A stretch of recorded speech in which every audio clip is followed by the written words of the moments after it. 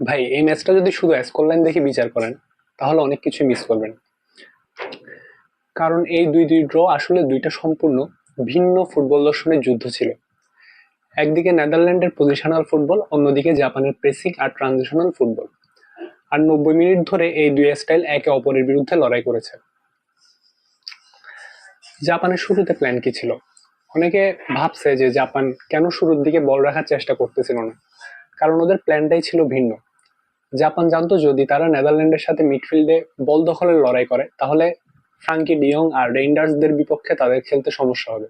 তাই জাপান প্রথম 20 থেকে 25 মিনিট চেষ্টা করছে মিড ব্লকে খেলার, মানে একদম বাস পার্কিংও না, আবার মানে একদম বাস পার্কিংও না, আবার একদম হাই প্রেসিংও না, মাঝামাঝি একটা অবস্থানে তারা খেলার চেষ্টা করছে। যখন ওই ডিয়ং বল পাইছে তখন দেখা গেছে সঙ্গে সঙ্গে এন্ডো আর মরিতা তারা কিন্তু চারপাশে চলে আসছে, অর্থাৎ জাপানের মিডফিল্ডাররা অলওয়েজ কিন্তু ফ্র্যাঙ্কি ডিয়ংকে ঘিরে ছিল। তাদের চিন্তা ভাবনা ছিল যে ফ্র্যাঙ্কি ডিয়ংকে বল তারা রাখতে দিবে, কিন্তু সে যাতে কোনো রকম বিপজ্জনক পাস না দিতে পারে সেটা তারা চেষ্টা করে গেছে, এবং প্রথমার্ধে এই বিষয়টা তাদের ভালোই কাজে লাগছে।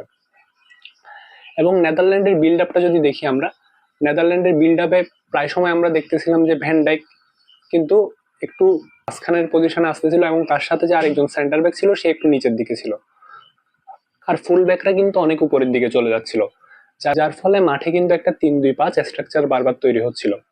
এবং আক্রমণগুলো কিন্তু বারবার আমরা দেখতেছিলাম যে নিচ থেকে ভ্যান ডাইক থেকে পাসিং করে ডিয়ং ডিয়ং এর সাথে মাঝে মধ্যে আমরা দেখতেছিলাম যে সামার বিলের দিকে বল পাঠাচ্ছিল, প্লাস অনেক সময় লেফট সাইডে লেফট উইং ধরে কিন্তু আমরা দেখতেছিলাম যে গাকপোকে পাস দিচ্ছিল বারবার, এবং বলগুলো কিন্তু বারবার সুইচ করতেছিল। এবং জাপান যেহেতু মিড ব্লক করে রাখছিল, যার ফলে নেদারল্যান্ডের বারবার যেটা হচ্ছিল যে উইং দিয়ে বলগুলা ভিতরের দিকে ঢুকানোর চেষ্টা করা লাগতেছিল। এখন কেন জাপানের এই ডিফেন্সটা এত কার্যকর ছিল?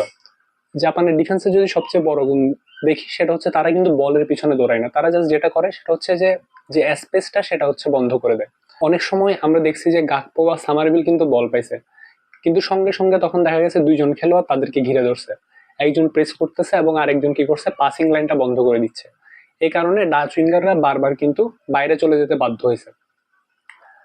এখন জাপানের যদি সবচেয়ে বড় অস্ত্র কি সেটা দেখি, এই ম্যাচে জাপানের সবচেয়ে বড় অস্ত্র ছিল তাদের কাউন্টার অ্যাটাক। যখনই তারা বল জিতছে, প্রথম পাসটা তারা সামনের দিকে দেওয়ার চেষ্টা করছে, দ্বিতীয় পাস আরো সামনের দিকে চলে গেছে মাঠের, এবং তৃতীয় পাসে আমরা দেখছি যে প্রতিপক্ষের বক্সের খুব কাছাকাছি তারা চলে গেছে। কোন রকম অপ্রয়োজনীয় পাস তারা দেয় নাই, কোন রকম বাড়তি ড্রিবল তারা করেনি। অলওয়েজ ট্রাই করছে কিভাবে আক্রমণটাকে আরো শার্প করা যায়, সেটার কারণে তাদের আক্রমণগুলো কিন্তু, তারা কম আক্রমণ করলো, তাদের আক্রমণগুলো অনেক ভালো আক্রমণ ছিল। বিশেষ করে জাপানের কুবো যখন বল পাচ্ছিল সে কিন্তু ডান দিকে অনেক স্পেস পাচ্ছিল।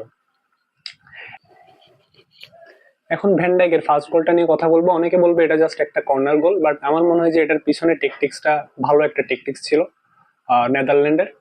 আমরা যদি দেখি জাপান কিন্তু পুরো ম্যাচে ওপেন প্লেতে অনেক ভালো ডিফেন্স করতেছিল, তাই নেদারল্যান্ডকে কিন্তু সেট পিসে আসলে ভরসা করতে হচ্ছিল।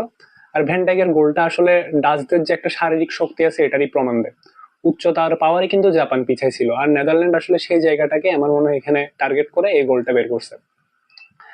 এখন যদি চিন্তা করি যে জাপান তাহলে আসলে ম্যাচে কিভাবে ফিরলো, এটা আসলে আরেকটা গল্প ছিল। ভ্যানট্যাকের গোলের পরে আমরা দেখছি কিন্তু জাপান তাদের যে প্রেসিং লাইনটা ওইটাকে আরো 10-15 গজ সামনের দিকে কিন্তু আগায় নিয়ে গেছে। আগে যেখানে তারা মিড ব্লকে খেলতেছিল, এখন কিন্তু তারা এরপরে অনেক বেশি আগ্রাসী হয়ে যায়। ফলে ডিয়াং আর রেইন্ডার্স কিন্তু আগের মতো তারা আরামে বলগুলো বিল্ড আপ করতে পারতেছিল না। ওইখান থেকে আসলে নেদারল্যান্ডের বিল্ড আপে আসলে সমস্যা হয়, আর জাপানের প্রেসিং আসলে তাদের সমতা সূচক গোলটাতে অনেক বড় অবদান রাখছে বলে আমি মনে করি।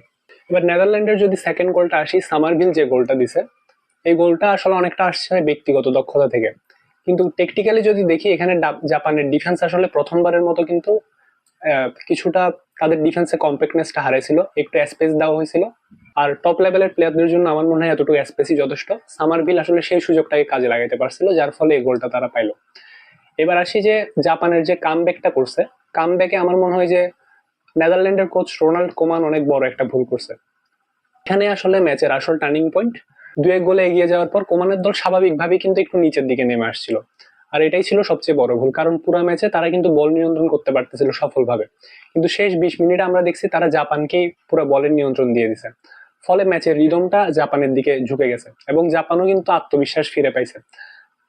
জাপানের শেষ গোলের পিছনে আমরা যদি দেখি 88 মিনিটের যে গোলটা, ওইটা তাদের ভাগ্য ছিল না, এটা ছিল পুরো ম্যাচের তারা যে লাস্টের দিকে চাপ ক্রিয়েট করছে ওইটা। শেষ 15 মিনিটে জাপান বারবার কিন্তু বক্সের দিকে বল তুলতেছিল, বারবার সেকেন্ড বল তারা উইন করার চেষ্টা করতেছিল এবং বারবার কিন্তু কর্নার আদায় করতেছিল।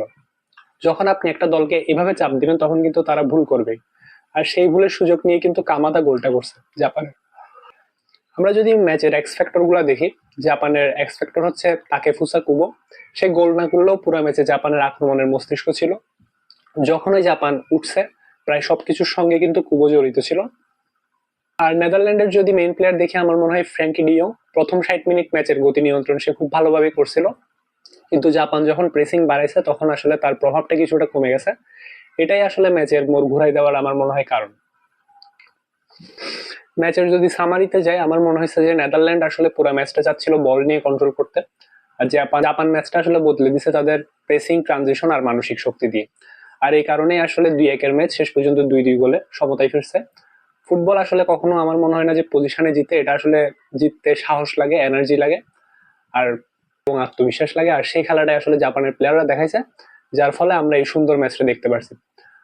সো আপনারা কমেন্ট বক্সে জানান যে আপনারা কেমন এনজয় করেছেন ম্যাচটা, আর সামনে আপনারা কি ধরনের ভিডিও যাচ্ছেন আমাদের চ্যানেল থেকে সেটাও জানাতে ভুলবেন না। এই ভিডিওটা ভালো লেগে থাকলে চ্যানেলটিতে লাইক করুন, সাবস্ক্রাইব করুন। দেখা হচ্ছে পরবর্তী কোনো ভিডিওতে। Till then take care, bye by.